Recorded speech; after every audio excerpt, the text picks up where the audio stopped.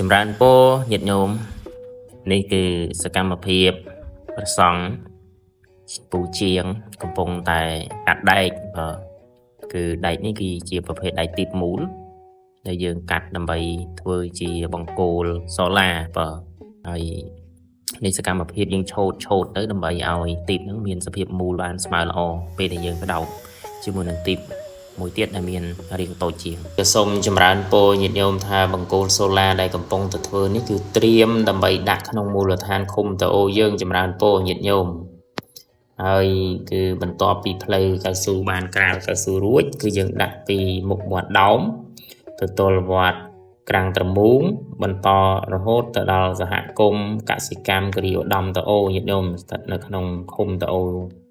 ហើយចម្រើនពរញាតិញោមថាញាតិញោមនៅតែបន្តការចូលរួមជាបន្តអាត្មានឹងចម្រើនពរញាតិញោមថានឹងធ្វើជាបន្តរហូតទៅទល់នឹងគ្រប់ចំនួន108ដើមលើបណ្ដោយផ្លូវចំនួន2550ម៉ែត្រចម្រើនពរញាតិញោមទៅតាមគម្រោងដែលបានប្រជុំសម្រាប់ជាមួយបងអភិបាលនៃគណៈអភិបាលស្រុកនិងសហការីពីថ្ងៃមុនមានញោមមេឃុំតអូនចេញចូលរួមនឹងសហការីផងដែរចម្រើនពរញាតិញោមថាបង្គោលសូឡានេះគឺយើងធ្វើដោយយកចិត្តទុកដាក់មែនទែនដោយគិតពីគុណភាពនិងសោភ័ណភាព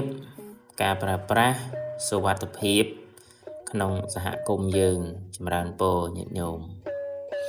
មួយទៀតចង់ចម្រើនពរញាតិញោមថាបង្គោលសូឡាដែលយើងបានដាក់ទៅនេះសូមចម្រើនពរញាតិញោមជួយថែទាំក្នុងនាមញាតិញោមជាម្ចាស់សទ្ធានៅចំណុះឲ្យជើងវត្តតាមបណ្ដាផ្លូវរហូតទៅទល់នឹងសហគមន៍ក្តីញាតិញោមដែលបានចូលរួមពីបណ្ដាមជ្ឈដ្ឋានឆ្ងាយដូចជានៅរាជធានីភ្នំពេញក្តីក៏ចម្រើនពរអរគុណចំពោះការចូលរួមថែទាំញាតិញោមដើម្បីរក្សាបានគុណភាពក្នុងការប្រើប្រាស់យូរអង្វែងចម្រើនពរញាតិញោមបើទោះបីជាយើងដាំដើមឈើដាំផ្កាដាំកូនឈើឬធ្វើអ្វីក៏ដោយក៏ទាមទារក្នុងការថែទាំលើកកម្ពស់ប្រសិទ្ធភាពក្នុងការប្រើប្រាស់បានយូរអង្វែងចម្រើនពរញាតិញោមហើយមួយវិញទៀតក៏សូមចម្រើនពរដល់ញាតិញោមជាពុទ្ធបរិស័ទនៅក្នុងមូលដ្ឋានឃុំតអូ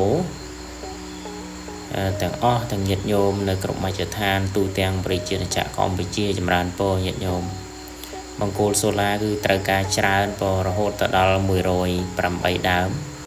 ញាតិញោមសប្បុរសជនមានបំណងចូលរួមដាក់បង្គោលសូឡាបំភ្លឺតាមដងផ្លូវក្នុងមូលដ្ឋានឃុំតអូយើងញាតិញោមអញ្ជើញចូលរួមតាមសទ្ធាជ្រះថ្លាសូមអរគុណ